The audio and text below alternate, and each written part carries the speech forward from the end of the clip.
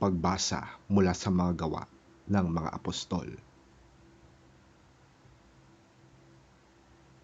Ngunit tumayo ang isa sa kanila na ang pangalan ay Gamaliel, isang pariseyong guro ng kautusan at iginagalang ng buong bayan. Iniutos niyang ilabas muna ang mga apostol at pagkatapos ay nagsalita. Mga kababayan, isipin ninyong mabuti ang gagawin ninyo sa mga taong ito. Hindi pa nagtatagal mula nang lumitaw si Teudas na nagpanggap na isang dakilang pinuno at nakaakit ng may 400 tagasunod. Ngunit nang mapatay siya, nagkahiwa-hiwalay ang kanyang mga tauhan at nauwi sa wala ang kanilang kilusan. Pagkatapos, lumitaw naman si Judas na taga Galilea noong panahon ng pagpapatala ng mga mamamayan at nakaakit din ito ng maraming tauhan. Nang mapatay siya, nagkahiwa-hiwalay din ang mga tagasunod niya. Kaya't ganito ang payo ko. Huwag ninyong pakialaman ang mga taong ito. Hayaan ninyo sila.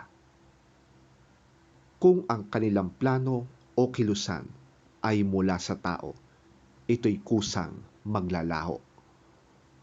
Ngunit kung ito'y mula sa Diyos, hindi ninyo ito mahahadlangan at lilitaw pang kayo'y lumalaban sa Diyos.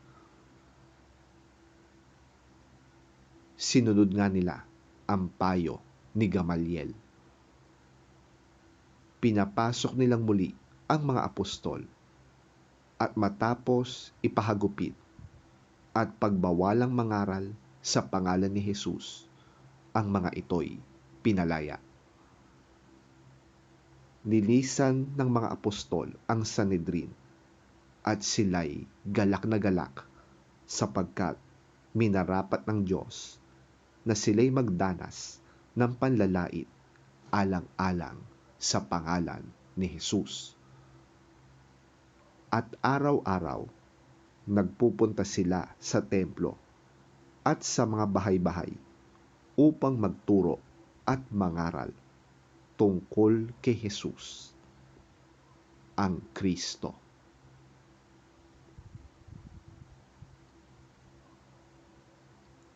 Ang salita ng Diyos.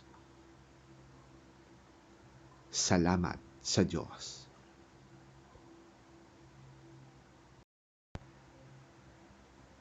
Ang mabuting balita ng Panginoon ayon kay San Juan. Papuri sa iyo, Panginoon. Pagkatapos nito, tumawid si Jesus sa ibayo ng lawa ng Galilea na tinatawag ding lawa ng Tiberias. Sinundan siya ng napakaraming tao sapagkat nakita nila ang pagpapagaling niya sa mga may sakit. Umakyat si Jesus sa bundok kasama ang kanyang mga alagad at naupo roon. Noon ay malapit na ang Paskwa ng mga Hudyo. Tumanaw si Jesus at nang makita niyang dumarating ang napakaraming tao, tinanong niya si Felipe, "Saan kaya tayo makakabili ng tinapay upang makakain ang mga taong ito?" Sinabi niya yon upang subukin si Felipe sapagkat alam na niya ang kanyang gagawin. Sumagot naman si Felipe, "Kahit na po halagang 200 salaping pilak ng tinapay ay di sasapat para makakain sila ng tigkakaunti." sinabi ni Andres na isa sa kanyang mga alagad at kapatid ni Simon Pedro. Mayroon po ritong isang batang lalaki na may dalang 5 tinapay at 2 isda. Subalit, sasapat kaya ang mga ito?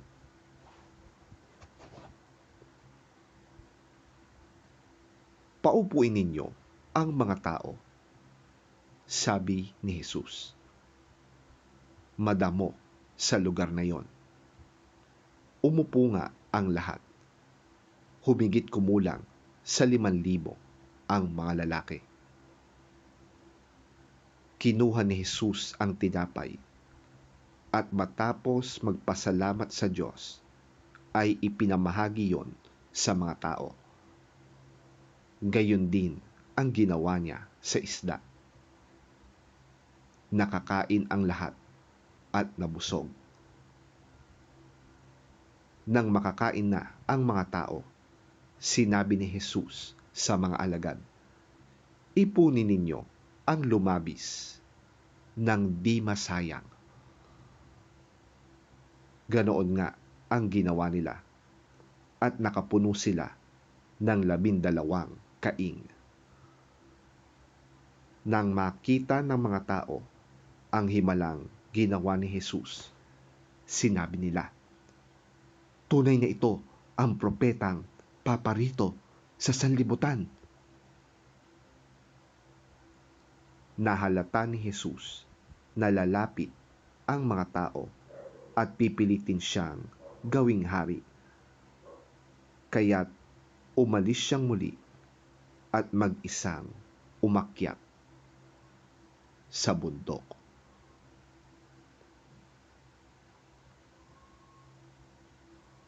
Ang mabuting balita ng ating Panginoon. Pinupuri ka namin, Panginoong Hesukristo. After this, Jesus went across Lake Galilee, or Lake Tiberias, as it is also called.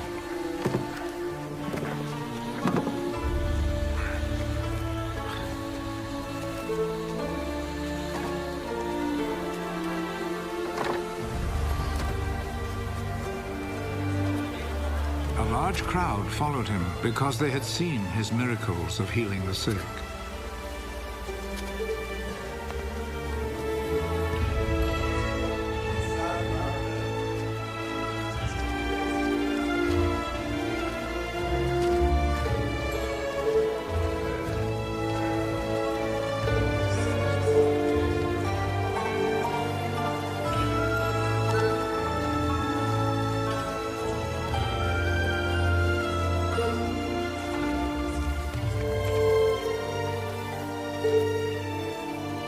Jesus went up a hill and sat down with his disciples.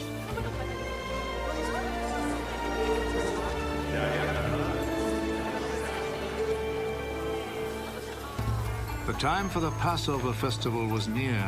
Jesus looked around and saw that a large crowd was coming to him.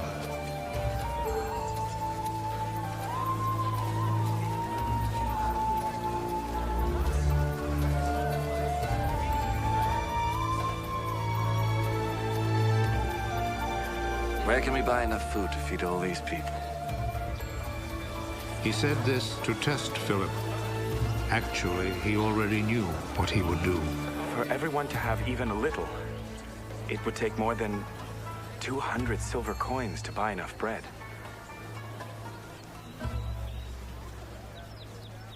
Another one of his disciples, Andrew, who was Simon Peter's brother, said, There is a boy here who has 5 loaves of barley bread and 2 fish. But they will certainly not be enough for all these people. Make the people sit down. There was a lot of grass there, so all the people sat down. There were about 5,000 men.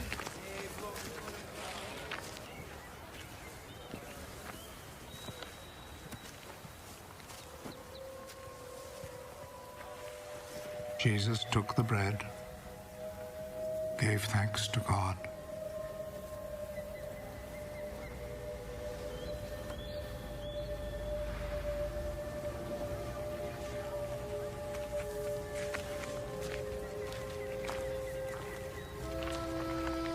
distributed to the people who were sitting there.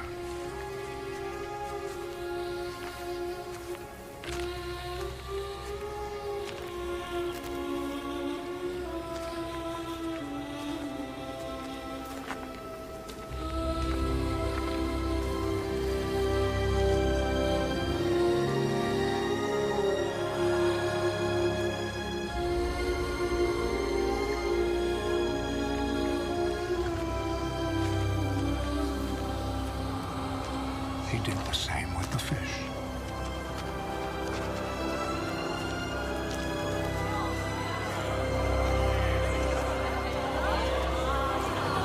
And they all had as much as they wanted.